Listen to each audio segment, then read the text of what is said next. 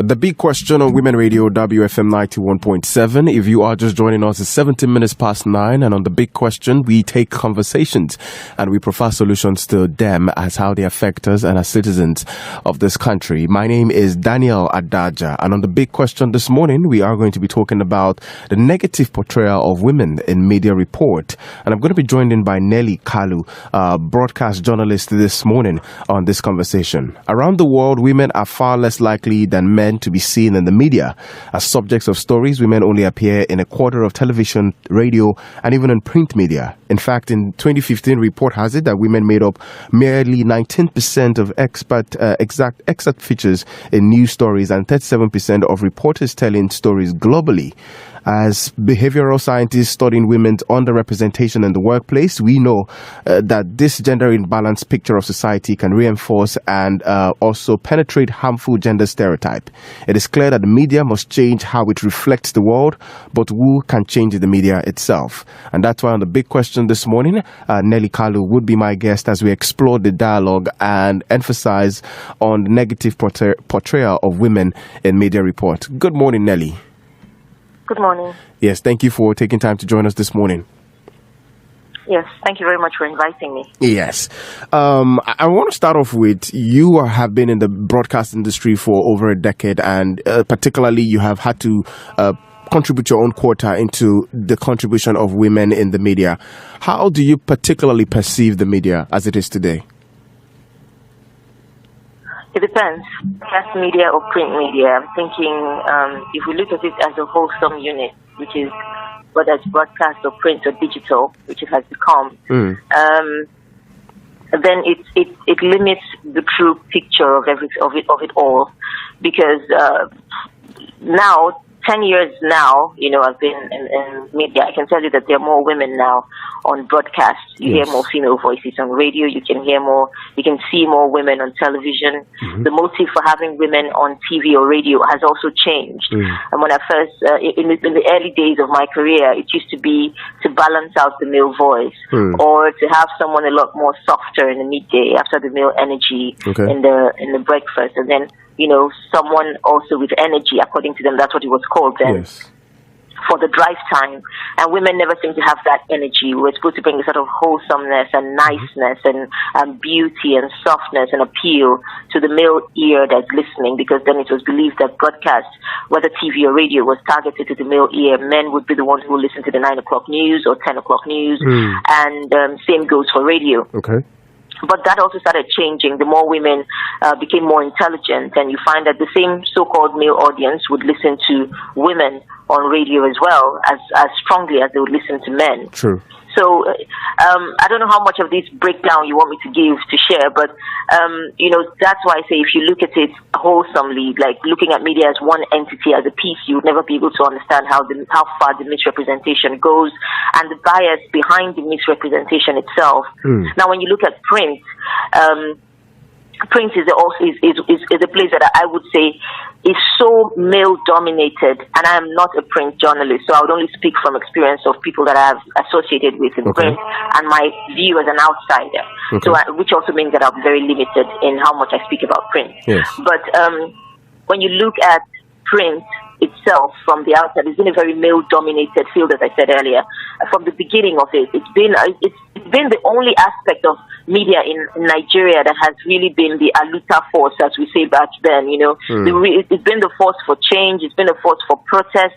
It's been a force for resilience. It's been a very triumphant force. And if Nigeria has moved from military to civilian and whatever else we're going to be, it's really been on the back of print. And it's been on the back of many male voices who have lived and died for it. And very rarely have they kept female voices in that room. Female voices who could speak for that find their space in broadcast. And that's only recently, from the 5 years that I was in Nigeria Info, that truly began.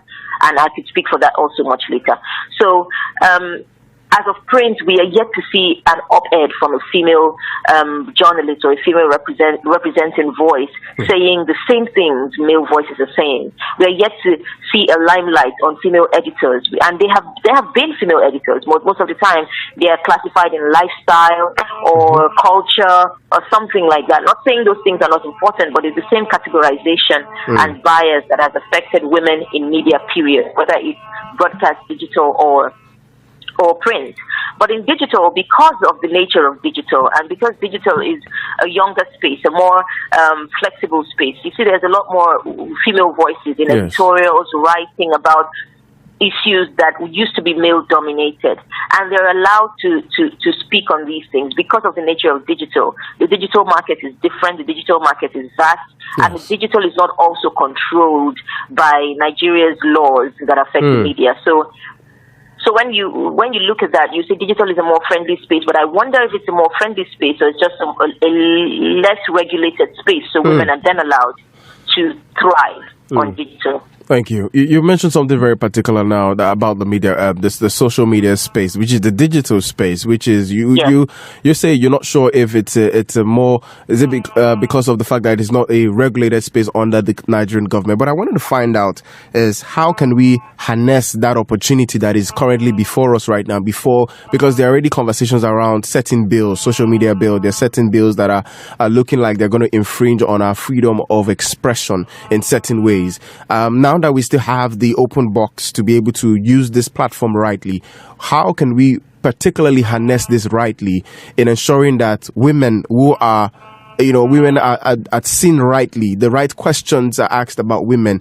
when they are on television or when they are on radio or even on print? Because I was listening to an old TV broadcast of where a woman was contesting for an office position, and the presenter was asking the woman, "Oh, how are you going to balance your family and politics?" Which is a question that men are not usually asked. So, and even I was seeing an interview also recently of I can't remember the title of this American movie, one of this Marvel series that is just out, and they were asking the star actress, "Oh, how did you feel in your bodysuit? Did you have to wear underwear in this bodysuit?" And so we're seeing these dimensions of questions that are stereotyping women in one form. So how can we particularly use this platform, which we have right now in Nigeria, to be able to ensure that women are represented properly? This takes me back to a little debate that was had years ago about the E channel. So E would always have these red carpets, as we know, and then during all the awards like the Oscars, the Grammys and everything, they'll ask women, "What are you wearing?" And they have a whole host of other questions to ask men. But women, it was always the "What are you wearing?" first, and then women started to protest this and complain about it. Female actresses would say, "You can ask me other questions, not necessarily what am I wearing." And they were not just complaining about this on social or on interviews. They were complaining about it right there on red carpet where these people were asking them questions. Yeah. And one of the defense given for that was that men wore just one thing, which is, the suits, however else they wore it, it was a simple thing, a bow tie, straight tie, whatever, and a jacket was the same thing. But then women, there was a lot of art done to their dress, and so that's why it was a topic. Now, that's not, the reason I pointed that out was to say that of course, that's a reason, but that shouldn't be the singular reason the woman is on the red carpet, to show the so-called art that her dress has become. You could always ask that at the end of the line of questioning, but you could always ask her, so what was your challenge for the movie? Or something else that you would ask a man. If she is so multifaceted, which is she comes to the red carpet as a piece of art, she should also come to the red carpet as an actress, as a woman. Yeah. Why I pointed that out was because also in some way the one-sided excuse that's giving to ask influential women questions like, how do you balance this with your family? The question is, women are homemakers, women are, and all other ridiculous feminist, anti-feminist jingle and misogynist jingle that's giving. And, about women being in a home front and all of that. And I guess what I would say in that situation is, if you think the woman sitting down there, the reason you're asking her questions about her home and how she's managing them as a homemaker is because she is a homemaker as well as a politician. And that tells you one thing. She is a multifaceted human being. She's not seen through a singular lens. Then why not ask multifaceted questions?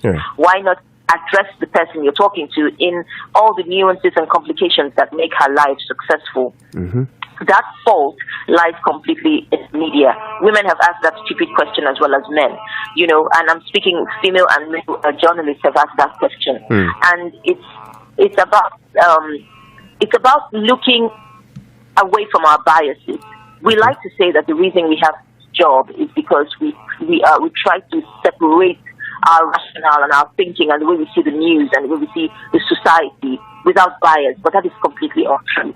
Because we also walk around with our biases. We are biased. Every human being is. You're born with some. And so you have to unbias yourself as you go ahead in future. So if we admit that as journalists, as broadcasters, we walk into a room of a successful female politician or a successful female, whatever field she might be in, and we start with our bias. If we can admit that, then that's where the solution begins. We can now dial back, separate away from the bias. Because these days, men are staying longer before they ever get married. So what if you walked into the place and asked a woman who's unmarried how she manages her home front? What sort of a question is that? Exactly. So do you now have to start with, why are you not married but you're in politics? That's already derogatory. It is disrespectful to even start a conversation with that. So if you're talking to a politician, address her as a politician. Yes. If you want to ask about her outside politics, let her tell you if she has one. Yes. And if we can address that start by looking at our biases first, I think it's the solution. Because no matter the training journalists get, and let me disabuse the idea that Nigerian journalists, especially print journalists, they get quite a lot of training.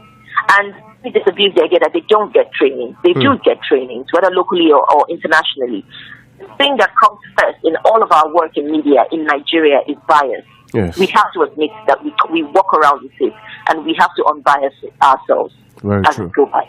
Very true. We currently live in a society where we have normalized sexual-based violence. We have normalized violence against women, and what is very painful for me is even in today's world, with all of the advocacies that are out there, we still see certain men with certain archaic opinions when they hear about violence against women. How can we begin to change that narrative? Maybe use it. What kind of new strategy can we put in place to actually change that narrative? Because, like you have said, the media cuts across both television, radio, and the print media, and we now have the social media inclusive.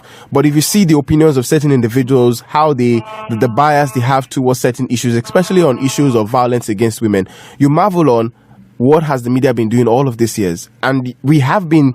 Particularly, certain media, Women Radio, for example, has for the longest of time, advocated for this kind of changing the mindset of people on how they perceive or how they see violence against women. But what kind of strategies can we put in place now with the new development, emergence of the new technologies and the likes that we have around us? Well, what you're simply asking the media to do is change decades and generation-old conditioning. A conditioning that tells people societally and culturally that when you're abused, you're loved, or when you're abused, it's because the person cares, or whatever, or people don't get out of abused marriages because it's more disgraceful to be divorced or separated than to be abused in your home. Yeah, that is a job that media cannot truly do in a season or in a decade. It's a generational business. It means, and I think this also goes back to me saying that we have forgotten that, and it's because of the fast-paced nature of the world today, of news, we have forgotten that the true impact of change gotten from media is slow and is deliberate. It's like hammering on a rock on a single spot constantly until you get a crack. Now, if that rock is not is impervious, it takes a lot longer to apply pressure for that rock to actually have a crack. But because of social media, and we see cracks everywhere, we assume that every issue should quickly be resolved by having one particular topic on it, or a particular segment dedicated to it that will run for maybe 1 year or 3 quarters, and we think it's solved. These are conversations that should be in the fabric of every dialogue we're having, especially when the dialogue has to do with social issues. Abuse is very prevalent. We can see we've had issues of abuse or debates about what seems like abuse or misogyny, even up to the National Assembly. We've had those conversations, and it's not a conversation. It's not a thing that can be resolved once or twice. It's a generational shift, which means a generation has to grow up on hearing constantly that domestic abuse is terrible. It's a sin and it's punishable by so. It has to be a full frontal of, which means there should be very restrictive, very clear-cut and restrictive laws on domestic abuse. Yes. In essence, it's not just when you slap out your wife and she dies that you get punished. You get punished for talking to her in a certain way, for hitting her in a certain way, and vice versa, I should say as well, because I am beginning to see female abusers are rising in ranks now. Because what happens is the bullied becomes the bully, and we should also look at that as a multifaceted point. Okay. When a person is the bully, when they find their voice and find their power, they tend to become a bully. The same way, a young man who grows up in a home that is abusive, a woman who grows up and becomes an abuser, a woman who grows up in an abusive home can either become abused or an abuser. And we have to have clear-cut laws on the punishment of this large scale and cadre of abuse in our society. Yes. And then we as journalists, as the media, we need to constantly. It's a conversation for every day in the fabric. It's not just one day when a woman slaps and then. Yeah. It's the address of violence in aspect of that, and we continue. One generation will grow up, and that's the generation that will completely abhor domestic abuse. We can't expect that to happen in 5 years. 5 years. I totally agree with what you have said this morning. 27 minutes to 10. This is the big question on Women Radio 91.7. If you are just joining the conversation, we're talking on negative portrayal of women in media report. And Nelly Kalu, broadcast journalist, is my guest this morning. In 2020, you gave a TEDx talk on the distant reality of feminism and gender equality, addressing gender inequality in the media and governance in Nigeria. How particularly can you say that the media can advocate or bring about the reality of gender equality in Nigeria? It's simple. Give women the respect they're due. Give women more jobs. Give them positions of power, and let them work like people with brains. Because one of the problems another problem we have in media, especially broadcast media, is micromanaging. Assuming that the people that you give the microphone are not qualified enough to have the microphone, then why did you give them the microphone in the first place? Why did you let someone come on air that you don't trust is responsible and manageable of what comes out of their mouth? Okay. And if you're so afraid, employ producers, but rather you expect the host to be both producer, researcher, and host, and everything else. It's not feasible. It's not. Even if you are looking at it from a financial view, which is how much money is made to pay the anchors, or how much money is made to pay people who work on radio or TV, or you spend money to make money. It's an old cash phrase everyone knows. Yeah. So you give women the positions of respect that they deserve, and this takes me back to my days on radio. As it's quite known, most of my 5 years was on Nigeria Info, and at that time it was the first talk station in Lagos, commercial talk station in Lagos, to be clear. And what shocked many of the audience was that the voices on it were women. They were female voices, and these female voices were not sidekicks as we knew it as back then, which has now somehow been glorified to be called co-hosts. But they were not just extras, to make the listening lighter. Okay. These were women who were anchors of the show and who hosted the show themselves, and it led to a lot of misogyny from callers, but with time, people got to understand and got to respect. As I told you, it's not something you do in one day, one fell swoop. People get to adjust to culture and tradition. People get to adjust to the new age of things, to the new sound of things. If this has to be done in media, give women the roles they deserve, give them positions of authority and power, and let their voices be heard, and let them be responsible for their voices and their space as well. All right.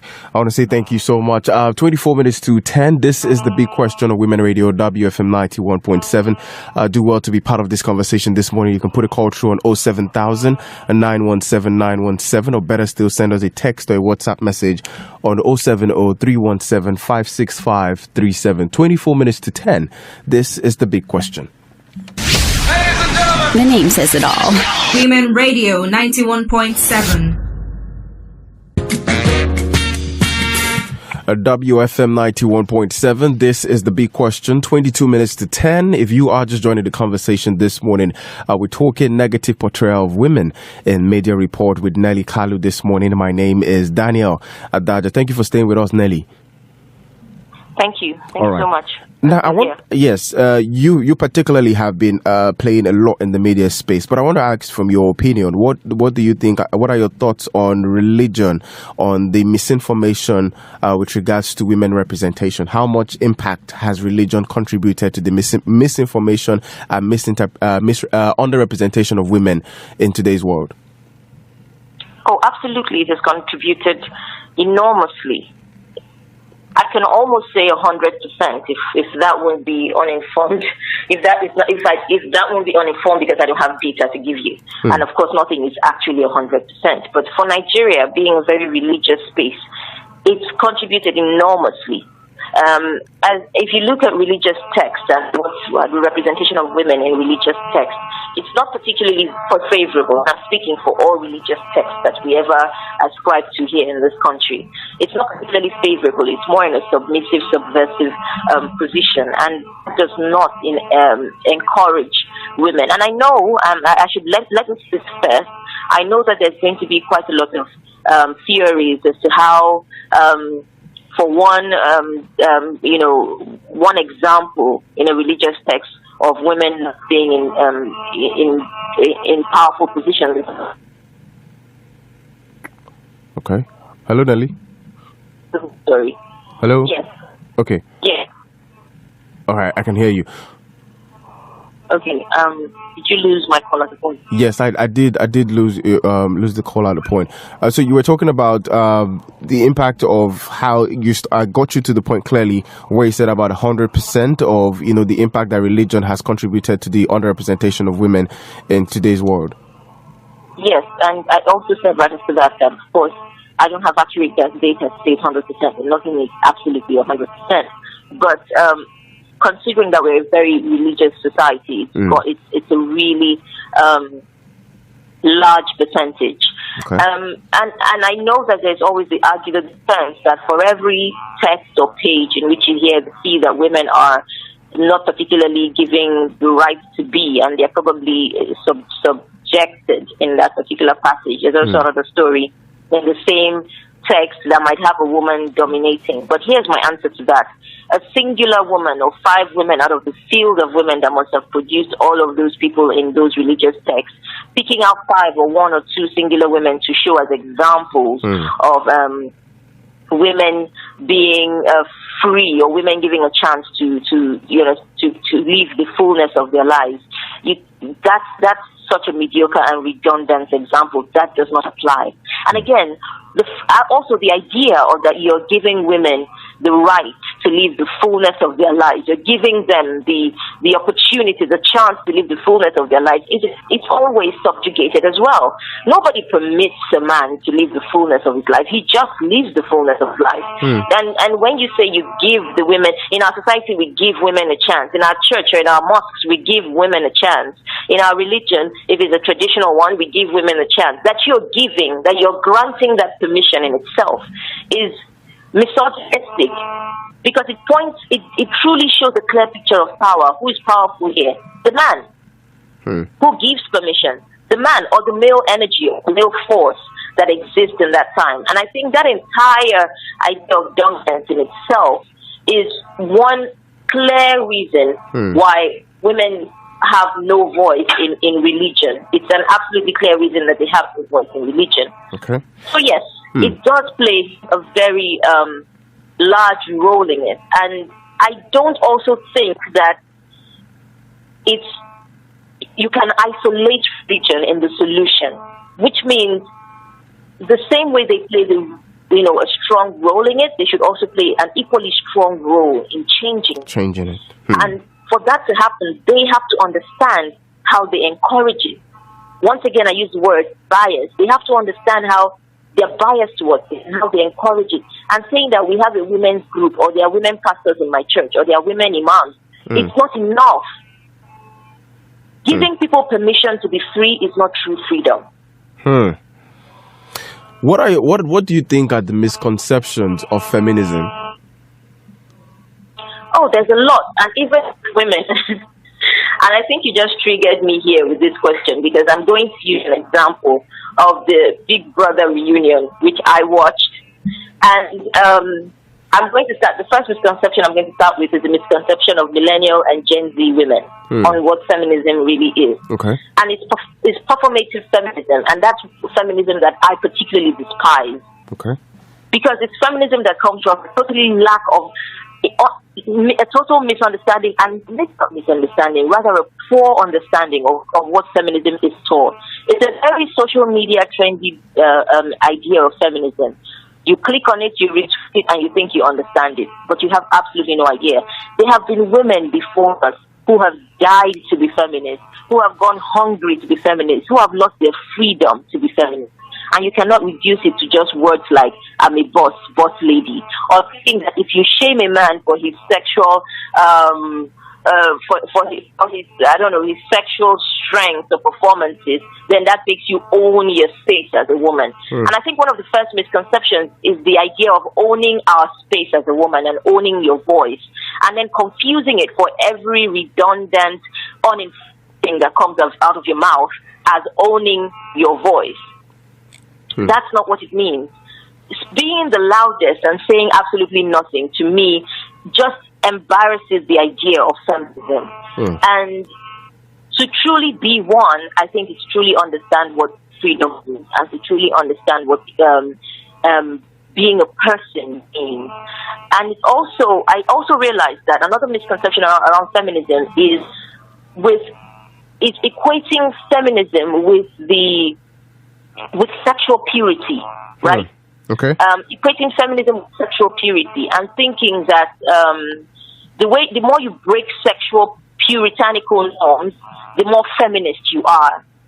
And I think the idea for me, and I'm not speaking as a scholar of feminism, but I think the idea for me is that if I choose to be puritanically, to be a sexual Puritan, and I choose it, and it's a decision that I chose, and a path that I chose to follow, understanding why I do it, and being articulate enough about my choices, is in its way a form of feminism, as it is being absolutely against all of sexual puritanism, right? If I choose to be against all sexual puritanical norms, but it's a choice. It goes down to understanding my choice, my rights, my voice, and knowing why it's absolutely necessary.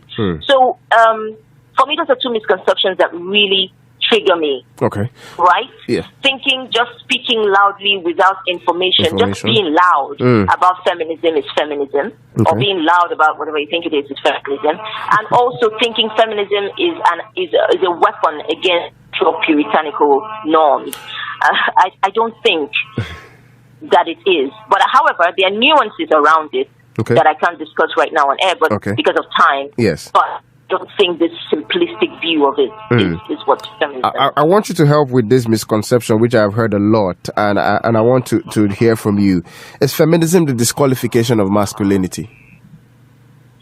Is it disqualification of masculinity? I'm asking, is feminism the disqualification of masculinity? You say that's a no. Oh, okay. Well, of course, it's a misconception. It's not the disqualification of masculinity. It's a stand against the oppression of masculinity. And understand, masculinity itself is a very fluid concept. There are women that are masculine, and it's also a gender description of people's personality here as well. So, I don't think feminism means anti-masculinity. No. I think that's a misunderstanding of what it is. In drawing the line between gender equality and tokenism, how do we strike a balance in the middle of that? Oh, it's very clear. Just look at the National Assembly in Nigeria. Look at Nigerian politics, and you can clearly draw the line. Nigerian politics for women is very token-based. So you make a 15% women one thing, or let's have 20% women affairs, or let's open the women affairs ministry, or ridiculousness like that is just clearly tokenism. And tokenism is saying, just what they say we didn't do, let's just give them a little bit, which means it doesn't premise on qualification, it doesn't premise on on skill, doesn't premise on if the woman chosen is truly, let me just go back to that simply, qualified for that position. It's not based on any of that. Let's pick the woman that sometimes does our bidding, a woman that stands for nothing so she can then stand for us. Or, I think that equality, true balance, of opportunity is saying, here's a role. Everyone come in and vie for that role. And I say it, and I know how ridiculous it sounds, but I'm going to say it. Even for women affairs, whatever. No one says that an issue about women can only be fixed by women. And that's the reason for allies, and that's the reason for looking at feminism and the fight for equity as a wholesome idea, an idea by women for women, but as a wholesome idea that says you as a man can very well know what I need as a woman and give that to me without necessarily being a woman first, right? And that's why allies need to understand what supporting movements mean, and supporting truly and genuinely, asking questions, understanding, making mistakes and fixing them. And I do not believe in cancel culture. People only learn by making mistakes and fixing them. And tokenism never services those things. So which means I will never get a position of respect in, for instance, Nigerian politics, because I'm an outspoken woman who would refuse to stand for something I don't believe. But a woman who, would support that, gets that position. And so Nigerian politics is a clear picture of what tokenism is. I want to say thank you so much. You had sharing a lot of insight. I feel like there's a lot more we can talk about. If they leave me, I would be here with you for another 2 hours, honestly. But I want us to quickly touch on gender equity and gender equality, which should be at the forefront of that would help better in the representation of women, both in numbers and in quantity and quality.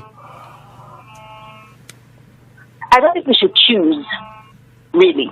As we know, there's a difference between equity and equality, and I think that there are nuances around this, and they're intersectional as well. So it depends on where you are. In a certain space, equality might be necessary, and in a certain space, equity is necessary. But I think we should go first with equity in mind, and then equity can show us where equality needs to be.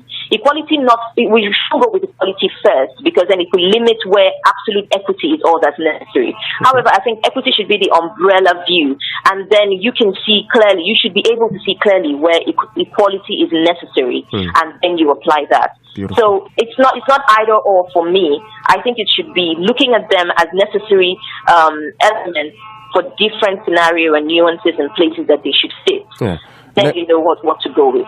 Nelly, you're a journalist. I believe there are young women who are listening, who are looking at, channeling this career path, being a very solid voice on whatever platform they decide to make use of tomorrow. What are some key ingredients that they need to possess for them to be a strong voice? I think you just put me in there, because I usually dread questions like this. Then that means I already know what I should tell them. Anyway, I'll give it a shot, and I'll say the first thing you should know is know yourself. Know who you are as a journalist. Know where your voice shines the most. Learn everything you need to learn about the things you believe in, and don't be afraid to say them. Very nice. My last question is a lot more personal. I'd like to always have these little interpersonal questions at the end of the show. Now, it's a one question, but it's a three question. I need three. It requires three answers. So, what's now for you, Nelly? What's next for you, and what's something you want to do that you have not done? Okay, what's now for me is, as you know already, I'm working in disinformation and misinformation right now. I'm trying to make sure that I'm a data investigative journalist as well. So I'm trying to make sure that my work right now touches the language of the future, the language of our generation, and looks at the issues that we are working on, that we are facing every day. New ones. What's next? You said? What's next? What's next for me is to use all of these skills I've gathered on all of the work I'm doing now to do it in a broader space, a more international space. Basically take my view of Nigeria and Africa outside of Nigeria and Africa to make them see us as we are, because one of the things we complain about is that we're never really seen as we are by international journalists and international space. And I think that burden is on us to do, to let them see us. All right. Yeah. What's something you want to do that you have not done? What I want to do, that's a tricky question, because I have done it, but I haven't done it well, in the sense that I have been a broadcaster on Nigerian space, but I have never felt as free as I can possibly be. So what I would love to do, I would love to broadcast on Nigerian space truly free of dogmatic and draconian laws. Truly free. I appreciate that. Are you having the intentions? Do you see if there's a possibility? 2023 is still a little far away, but are we seeing the likely chances of you, vying for an elective position in 2023? I will never be in Nigerian politics ever. That is very. I will never ever be in Nigerian politics. It is so clear. I think I have a life than to be in politics, and I do not recommend journalists being politicians anyway. So, why? I mean, it's if you spend your life holding power to account and you become power, explain that to me. I like how today's conversation has been, and thank you so much, Nelly, for taking time to speak with me on the radio today. Trust me when I say there's still a lot to talk about. You spoke about cancel culture, and I think cancel culture is something that I want to still talk about. You have your views, I have my views, and I think it should be a debate for another day. Oh, that would be lovely. Anytime. All right. Thank you so much for taking time to speak with us. Thank you. Thank you so much. All right. Goodbye. Bye. This has been the big question on Women Radio 91.7. A very special thanks to Nelly Kalu for speaking with us on the radio this morning. And Nelly has spoken well. For me, this has been a very enlightening one. I think I would want to have this episode uploaded on our website, on our YouTube channel, so you can all re-listen to this episode, because it has been a very fantastic one. I think for me, more than ever before, there is need for us to understand that we all have a certain level of bias inside of us, and we need to change that form of bias. We need to change that bias, and it starts with us identifying the fact that we are all born with a certain level of bias. And if we're going to change the narrative with regards to the negative portrayal of women in media, this also requires us as individuals to understand our biases and begin to speak against those biases. My name is Daniel Adaja. This has been the big question. Once again, thanks to Nelly Kalu, broadcast journalist, for speaking with me. Good morning. At 10 o'clock is